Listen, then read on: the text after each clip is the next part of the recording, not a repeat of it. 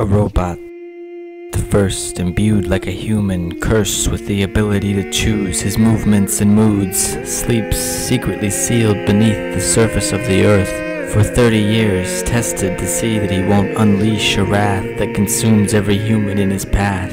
He sleeps, dreaming prophetically of what may be, and these are his dreams.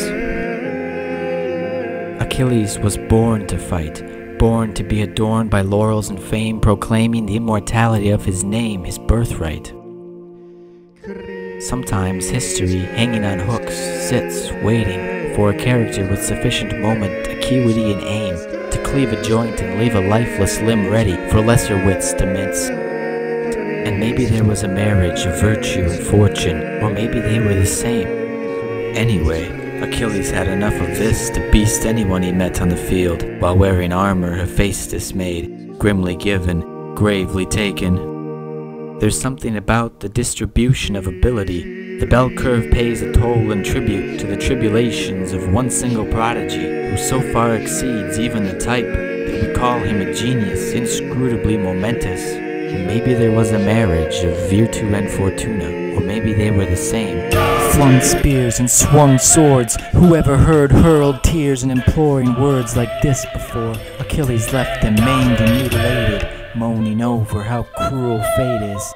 His immortal mother must have known when she told him he needn't feed the fields and poets' pages with a flood of fallen blood and rages bought by his own in wages. Obscurity and purity exchanged for gory glory dearly gained in fearsome fights. I guess the Trojans were ready to go, whether the gods were bent on obliterating Aeneas' home to favor Roman lands. All we can see is a balanced battle in Achilles' hands. A tree of trembling leaves, humanity hung in the balance, seas of souls. Achilles quit the fight, watched an ocean of Achaeans break against Troy's walls, coldly withholding the power to save, a farewell with each bootless wave. 1,000 ships pitted against the greatest city on earth, but being a small, sightless mortal, he's forced to live by the moral code called honor. Achilles could never perceive every effect that any deed of his would achieve, so he had to act based on the most he could know, whether the life he leads makes him a hero.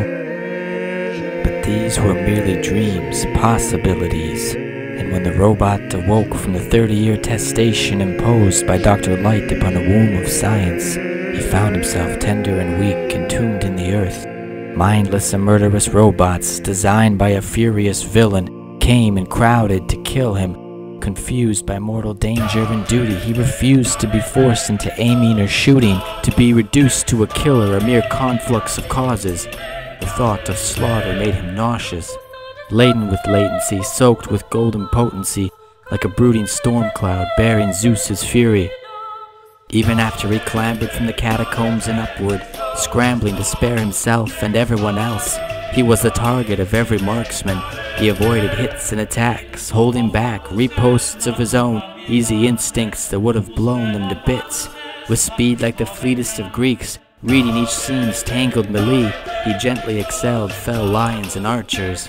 In an ancient era, on a different day, on a field of sacred Dharma in front of the Pandava array, the army's alarm was raised, launched from holy conches, and a warrior prince, not afraid, saw a glimpse before fray in a family knot, caught by a daunting decision of duty or duty, the greatest of godlike warriors, whose charity's tears blur vision and sight, fears karma redounding through ages as personal causation.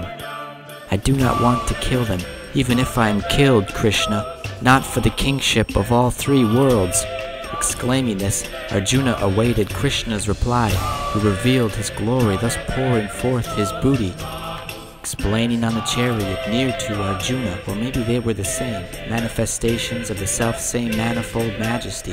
Anyway, saying, a man cannot escape the force of karma by abstaining from karma. Retracting actions is exactly acting. In fact, living is commitment. Even lacking is enacting. Sacrifice actions, perform with detachment that which is ordained by duty.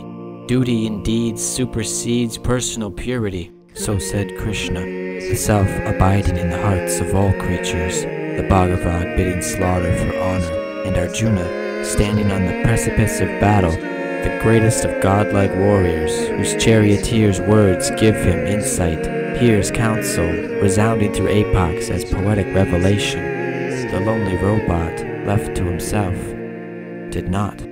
I suppose some encounters on the Dharmaksetra are impossible to avoid. Vile was another robot endowed with free thought and will. He relished his programmed ability to kill, that savage strength and cold metallic brawn and the alarming arm that raised him daunted, wholly conscious, helpless and empty, with breath and self-respect crushed out, for the first time thirsting for the realization of his telos.